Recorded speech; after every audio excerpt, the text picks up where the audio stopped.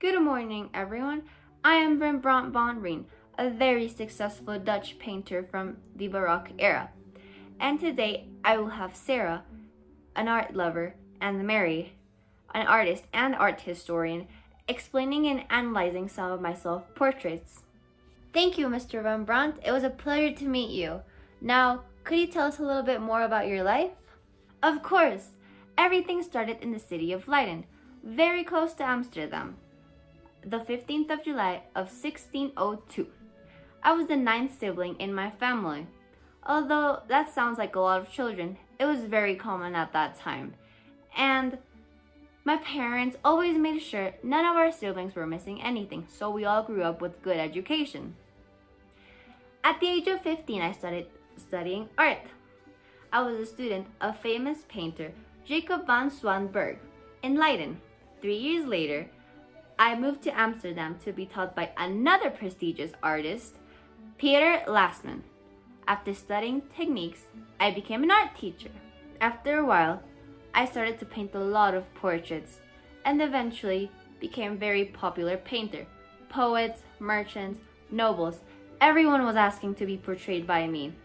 I was a fan of painting people. I became known for showing a lot of realism in my paintings. I wouldn't cover imperfections. I painted what was true. That was very interesting. And now, we will start analyzing your artworks. We will now start with this iconic series of etchings.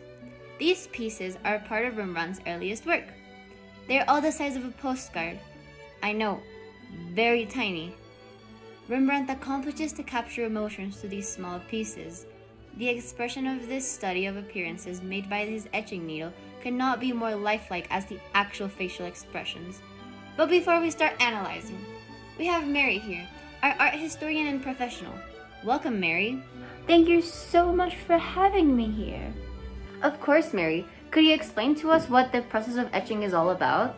Yes, etching is that technique where metal is drawn on with acid into the desired design.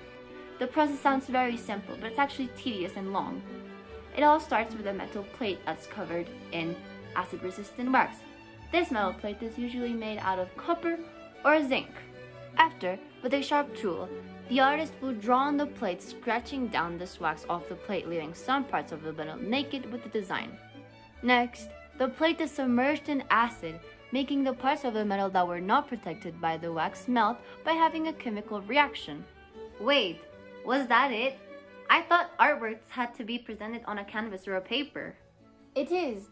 After this process is done, the wax is removed to reveal the design on the metal plate. This metal plate is afterwards covered in tint with a roller pin. Finally, it's put on top of a paper like a stamp to transfer the design. For this, a big machine that compresses the metal onto the paper is used. And there you go, your own etched piece. Let's talk about the use of color in these pieces.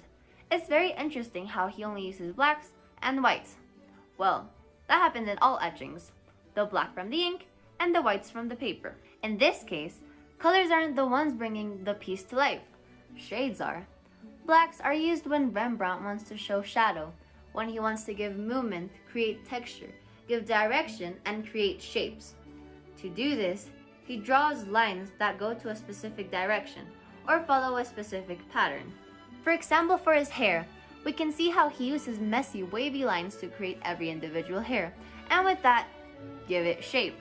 Another example is how he creates shape using a technique called cross-hatching, which is creating perpendicular lines to a specific distance to make it either lighter or darker.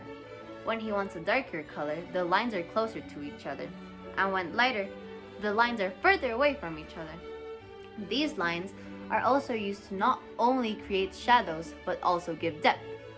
Rembrandt uses leading lines that create the effect of things being closer or further away from us. White spaces are also very important. They give us a sense of light. These are a lot more simple. They are created by simply leaving little to no lines.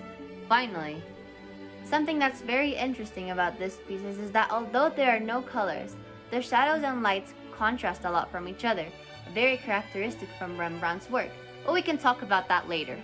Sarah, what do you think?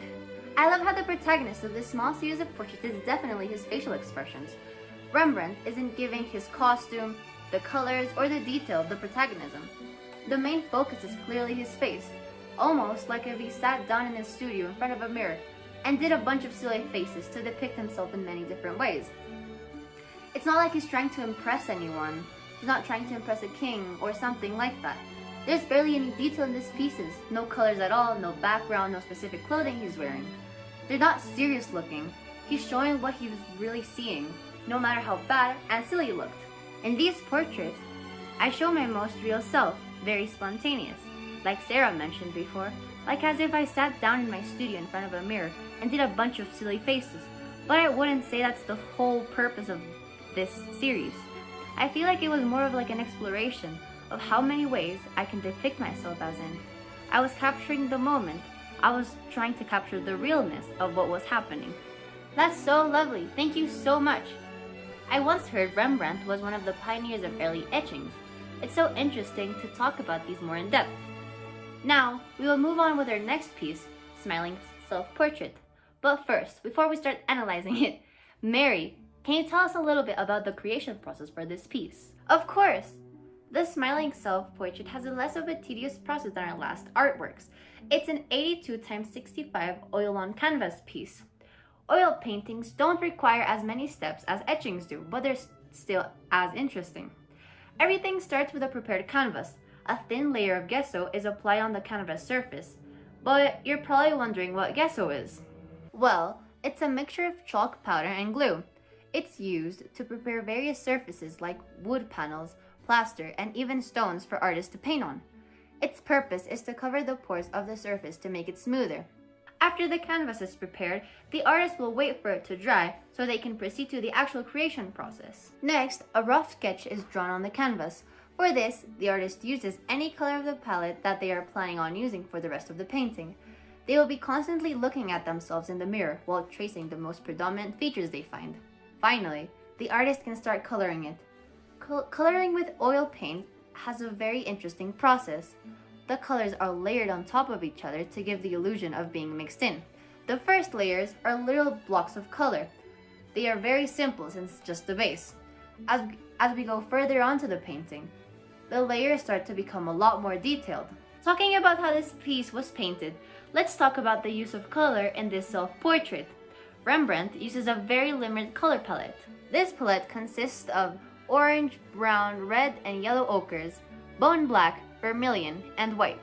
Think about seeing someone in real life. They don't look as orange and as saturated as these paintings do. There are two main reasons for this. First, it is important to remember that this piece was created in 1669. During this time period, they didn't have any electricity, meaning that their only light source was either the sunlight or candles. Candles, apart from transmitting very little light, they usually give their surroundings a yellowish warm tint.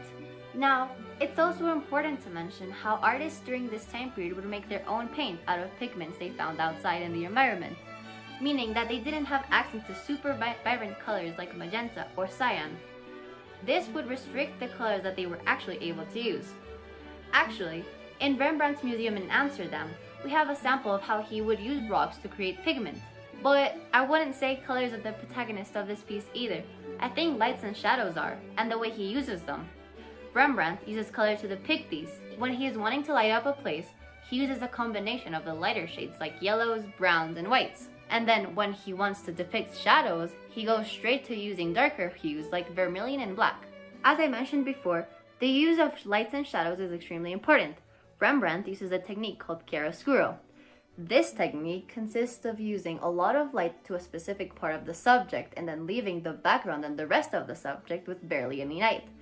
So the difference between the lights and the darks is very noticeable. This works wonderfully when we want to highlight something specific about our subject.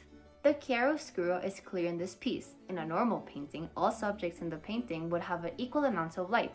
But for example, this man who's in the back of the painting is made out of darker shades to show how he's in the dark, meaning that he is far away from our main subject, Rembrandt. We should also talk about the details in this painting. The way Rembrandt not only uses colors but materials to his favor to create texture is very interesting. Rembrandt was in his late 60s when he painted this. He uses thickness of the oil paint to create texture in his skin. The oil is layered many times in those parts where he wants his wrinkles to be, so basically, giving actual wrinkles to the canvas. He doesn't only use this specifically for his face, we can also see how the materials are being layered on to give movement and 3D feel to his costume. I'm done with my part here. So Sarah, what do you think? Rembrandt portrays himself as visibly aged in this work, which came at the end of a long series of many self-portraits throughout his life. When he painted this piece, Rembrandt was living as an old man who had lost everything. As Rembrandt was telling us at the beginning, after all of the fame he got from selling his work, he didn't know how to handle his money, leading him to bankruptcy. He's trying to communicate the exhaustion that comes with living a miserable life after having everything but losing it after the years. During my late 60s, my self-portraits portray a tired and disenchanted man who was also very confident in his art. In my smiling self-portrait, I depict the bitter and tragic laughter of a man who was humiliated but is still alive, who from his retirement could laugh at the world that exalted him but also let him fall into misery. Wow, very poetic. Thank you so much. After knowing what's behind Rembrandt's self-portraits, I think we can start wrapping it up and talking about how this artist explores identity. Rembrandt is an artist known for his various paintings throughout his life, specifically his self-portraits.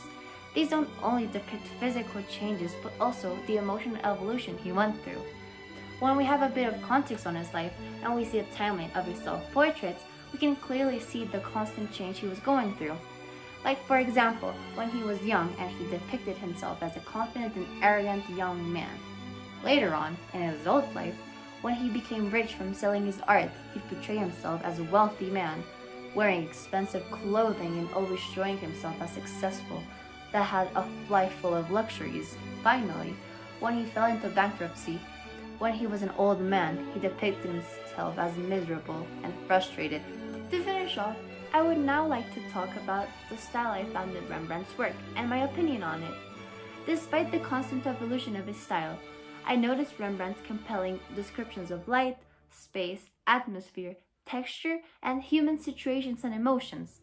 These characteristics can be tracked back from his years in Leiden to finally his work in Amsterdam.